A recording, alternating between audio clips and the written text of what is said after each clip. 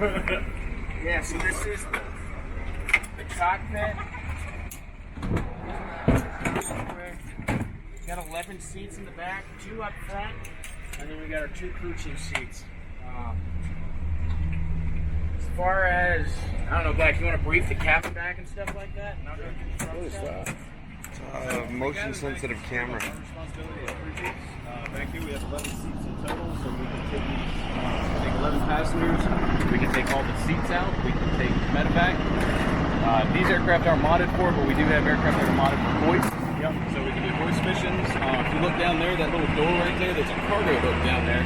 So we can do sling loads, Bambi buckets, which is where just a big old giant water bucket, pick it up and dump it on fires and stuff like that. We've actually gotten to do a mission like that since we've been here, which is pretty freaking cool. That's awesome. Up here's the crew station, where crew chiefs will sit. Oh, wow. Can we shoot any of those? I was telling him, I was like, it's too bad you guys aren't here next week, because we're doing gunnery. So, but we'll mount the 240 hotels on here, and as you can see, they can pivot forward, aft, up, and down. Only certain height ups, because no one shoots your vertical. That'd be bad. But yeah, the crew station's in here. So 2 crew chiefs on each side, so we can clear the aircraft forward and aft for the pilots as they're flying up front. Pretty simple. So the cool thing about this helicopter is it can be modded for pretty much any kind of mission that you'd want to do. PAX movements, CASEVAC, hoist, buckets, sling loads, and all that stuff. I don't think we're doing any sling loads while they're here. That'd be cool, man. We could let you sit under a helicopter. That would be so awesome. The helicopter weighs roughly like 16,000 pounds, just like empty, just like nobody in it. 16,000 pounds. It can weigh up to 22,000 pounds. So you have a pretty significant usable load. 25 size. Sling load up to 9,000 pounds, which is a whole lot. Where we can fly up on those mountains, land on the top all day long. Barely ever power limited. So if you look at the peak of the tallest mountain out there, that's Mount Duke. Yep. We've actually taken these aircraft and landed them right on the peak. Right on the peak. No shit. Pretty chill. The coolest part is on the backside. There's this little fucking lake and this like basin, and it's got this green mossy grass. We put a helicopter right there. Only done it once because it does seem like a little expensive. But we land there. You land there, and we did it for a promotion ceremony. When you get there, you take your pictures. It's the most gorgeous thing you've ever seen. Untouched. Oh yeah, untouched by man. Take us over there? I wish we could. I tried, man. I tried. Trust me, guys. I tried. It's going to cost 800 pounds per hour is its fuel burn rate at a minimum. So we're looking at burn 800 pounds of gas.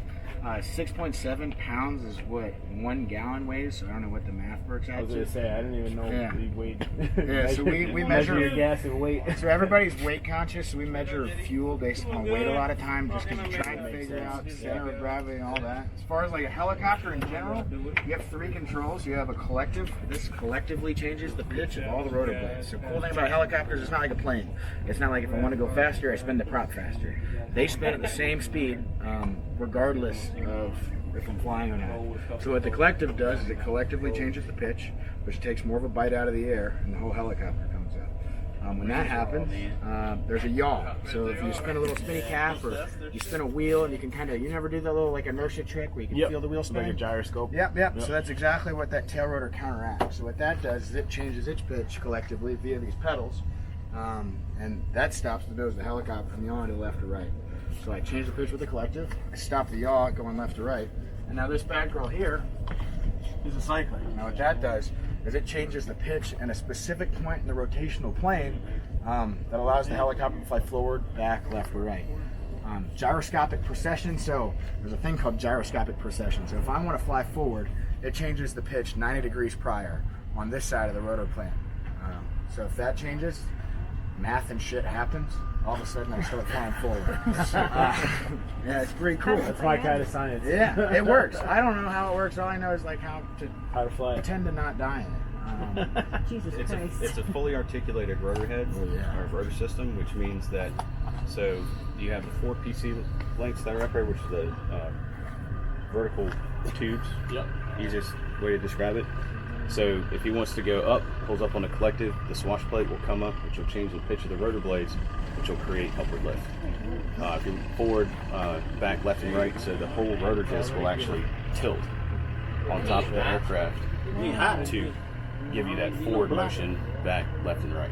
That's awesome. Each blade moves independently. I'll show you an engine. I'll climb up and open. I thought it worked the other way around. I've seen Michael Jackson.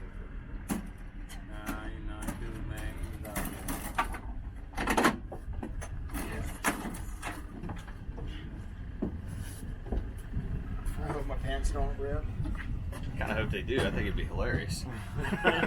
We'll get a good picture. Next thing you know, his leg goes down and you're just... Yes, this is you can come around and take a peek. It's a GE 701 Delta Charlie. It's the same company that makes the engine, or your dishwasher, which makes the Blackhawk engine. 1,760 shaft horsepower. It looks like a pod racer. That's pretty cool.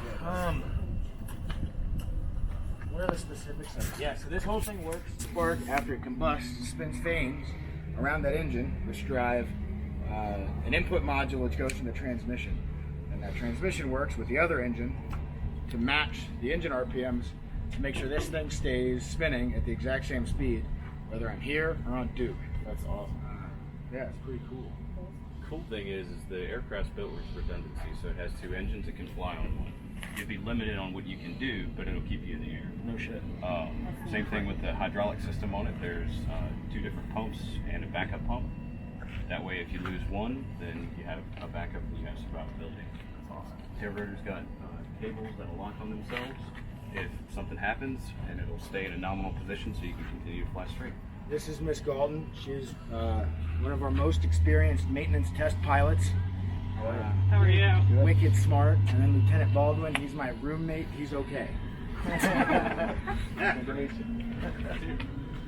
Is he imparting wisdom on you all?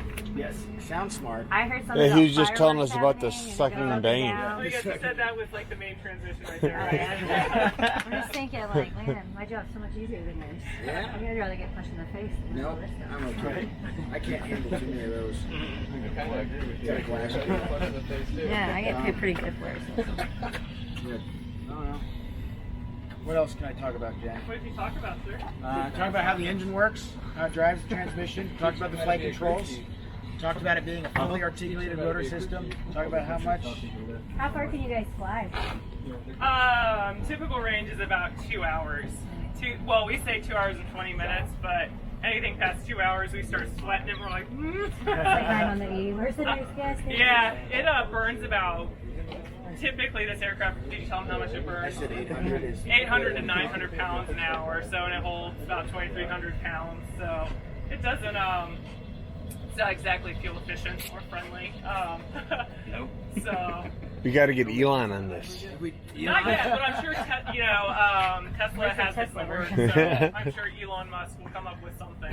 Does it burn more when you got loads, I'm sure? Oh, absolutely, yeah, absolutely. So, I mean, depending just what you have for passengers and just how much power you're pulling really determines what you can do. So, but each engine is how much? 1,760 shaft horsepower. There you go, sir. Yeah, so. Shit checking me. I was like, I feel like this is a pop quiz right now. Gold star. Yeah. No demerits for you, sir. I'll say it in Spanish. Yeah. Yeah, you've been great. Talk about the engine. Talk about the engine. I didn't. What else can we talk about? The transmission. So we have two input modules which drive the main transmission. That main transmission has a drive shaft that comes back all the way from up here, all the way back to that tail rotor. Through two gearboxes. That rotor produces 2.5% of the total lift. So while this thing's huge, that thing spins a lot faster. And it generates lift as well. That big plane on the back that looks like a wing is called a stabulator. What that does is it basically keeps the nose wherever it needs to be, regardless of the mode of flight. So that's one of the Fuselage. Your fuselage. fuselage. The whole Drag fuselage. Yeah, I understood no. This is the fuselage, yeah. The whole body is called a fuselage. So the stabulator's whole purpose in life is to keep the fuselage level. So it's really incredible how the fuselage takes inputs that we make and it has a brain, and the brain says, okay, I'm making this input, so therefore I need to do this to maintain a level fuselage. That's the whole purpose. It programs with your main rotor downwash, and it knows like, hey, at this airspeed, I need to be at this many degrees. As your airspeed increases, that moves. So when we first start up, it will slew all the way down. And when we pick up and we hover taxi, it's slewed all the way down. As soon as we start moving forward, that angle of incidence of the stabulator starts programming up, because if it remains slewed down the entire time, our nose would go down. Yeah, exactly. It also compensates for like wind gusts, and it is incredibly smart. I will tell you. Exactly, yeah. So a lot of other smaller airframes have something vertical fins, horizontal stabilizers, things like this. And when we were in flight school and we learned on that, you'll attest to it, were you in 67? They get very squirrely. So, I mean, you pick up and I don't even remember what the wind tolerance was, but if a wind gust comes, it'd just be like, oh, wind! Oh, exactly. This thing, you could almost be in a hurricane and it'd just be like, I'm here, yeah, you pick up to a hover. I remember in flight school, I'd pick up to a hover, and I thought I'd fail because I could not hover an air. I couldn't hover those things. I was like all over the place, and then you get into this, and you're like, life's good. Life's good. Yeah. It's incredible because it has 1970s technology in it that hasn't really been upgraded since then, and the technology, the aircraft will basically fly itself. We say it messes up when we make it. And that's basically true. You can pick it up, not touch anything, and it'll basically just sit there. And it'll, of course, drift and everything else, but for the most part, what the thoughts in it have gone is just incredible to me that people in the 70s created, or early 60s actually, thought of this, because this replaced the Huey. So after Vietnam, the Army put out a bid that said, hey, we need a stronger airframe to be able to haul more, because the Huey was antiquated, but it was an incredible machine. So they put out a bid, and Sikorsky was actually dying. The corporation didn't really have anything. It was just not producing anything. And they actually came up with this one, a prototype of this. And then I don't know if it was Boeing was the other company, but another aeronautical company came up with a prototype. And the experimental pilots flew this one, well, the Blackhawk, and it crashed in Alabama. Actually, when they were flying it, it crashed in the forest.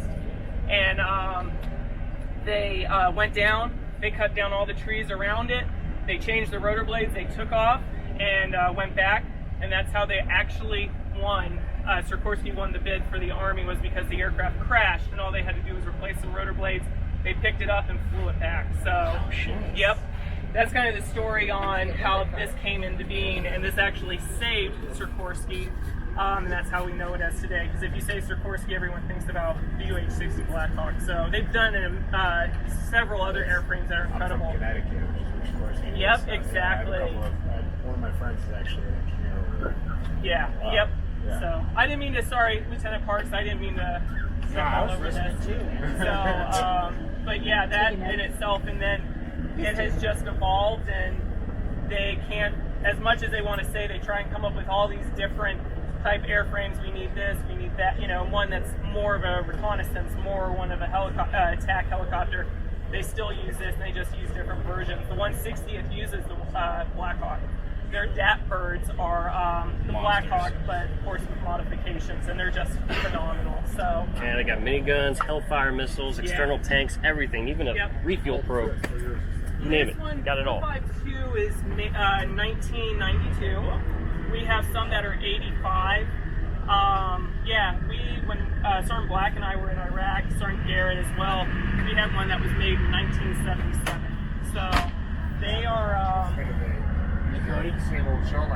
Exactly. So the only thing that is the same on this airframe is going to be the structure. So every year they go into, not every year, sorry.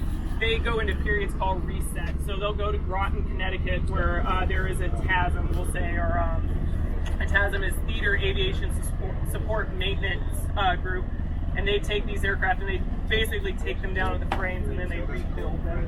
Because these airframes, due to vibrations and everything else, get cracks. Yep, exactly. So they just put patches and they fix them up, but for the most part, everything is not since